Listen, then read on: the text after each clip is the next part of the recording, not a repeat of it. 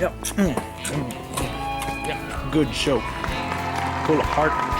Who cares what I think?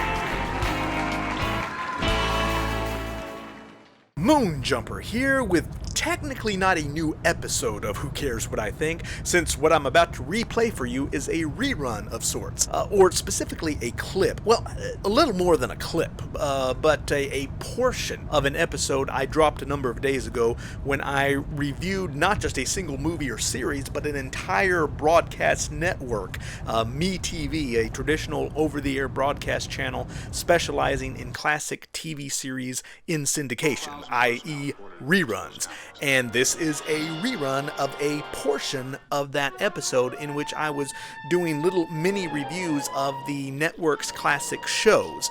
Although this one isn't quite as many. This is almost a full-blown review of a long-running crime drama which could virtually stand on its own as a separate review video, and so here it is.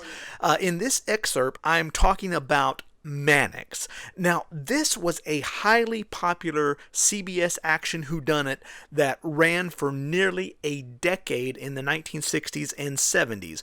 You could compare its genre popularity and longevity to shows I'm sure you've at least heard of, like NCIS, Hawaii Five-0, both versions, and of course its clear spiritual successor would have to be Magnum P.I., again, both versions. Hot private eye driving hot cars and encountering hot women as he follows the clues to solve the crime. But that's what is so puzzling. Even if you're around my age, Generation X, in my 40s, there's a pretty good chance you have never seen this popular series. Maybe you have at least heard the title, Mannix, but you've probably never seen it. And if you're even slightly younger than me, you've probably never heard of it, even though you are familiar with plenty of its contemporaries through reruns and streaming. Mannix. Roll the tape. This is a series that was still on the air when I was a baby in the early 1970s, but one that I have never actually seen before MeTV landed on my cable package about a year or so ago. And it is a great private eye series, one that clearly sets the standard for later shows like Magnum P.I. Joe Mannix is the kind of old-fashioned, no-nonsense tough guy, the classic Hollywood alpha male that every guy wants to be and every woman wants to bed, and he beds a lot of them. In other words, the kind of Hollywood hero no longer allowed on your TV screen, except for nostalgia channels like MeTV. And on top of that, the show is actually good. I mean, really good. Produced by Bruce Geller, same guy who brought us Mission Impossible. It is a series of smartly written action whodunits which pull no punches. Mannix follows the clues and always gets his man, or gorgeous femme fatale. The one thing I find odd about this fantastic detective series is just how hard it is to find it. I'm a Gen Xer in my 40s. This show was on the air on CBS when I was a very small child, but I don't really remember it. I was 4 when the series ended in 1975. If anything, I was more interested in talking carrots on Lost in Space than something my parents would have been watching. But strangely, in all the decades since, I have never, not once, ever seen Mannix even offered in rerun syndication until now on MeTV. And I think H&I had it for a while. MeTV and H&I are actually owned by the same company, so there is some crossover when it comes to programming. But I guess some channel out there has offered it before now. I don't know, but in all these decades, not once have I seen it, which would be understandable if this was some obscure series that lasted 1 or 2 seasons. It's not.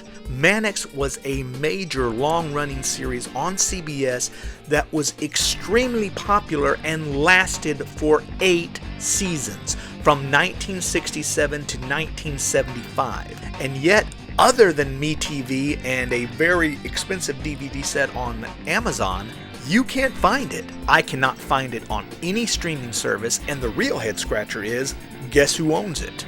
CBS.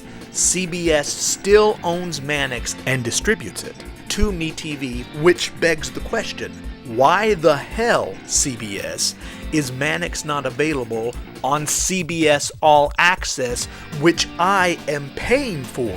CBS? Is it because Mannix has just a little too much testosterone? When we should be celebrating how progressive this series was, without having to tell us. In the 1960s, early 70s, it starred Gail Fisher, an African-American woman who played Peggy, the one person on the planet who could actually get away with calling Mannix on his bullshit. Look, why don't you just go right down to the grand jury? I mean, you got an airtight case. You caught him red-handed drinking a cup of coffee. Peggy was his muse, his conscience. Mannix relied on Peggy's sharp, intelligent counsel to solve the crime, and her moral guidance to keep him honest. That was virtually unheard of in those days. But where is this series other than on MeTV?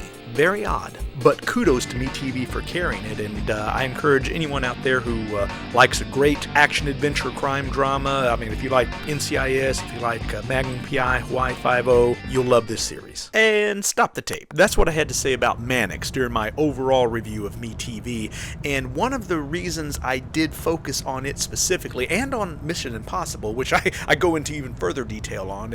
If you got about 19 minutes and 59 seconds spare, please check out my full review of MeTV. You'll see it linked down below and at the end of this video. The reason I focus so much on Mannix is because I have never seen it before it landed on MeTV. This series is just a little bit older than I am, and I'm watching it for the very first time. I don't know, am I just oblivious? I've got to believe it's been syndicated somewhere before now. Maybe I've just never noticed. Please let me know in the comments if you have ever seen Mannix syndicated on any network or local channel near you. I would be very curious to know, and I would appreciate your help on that. From deep in the heart of Texas, I am Moonjumper. Who cares what I think?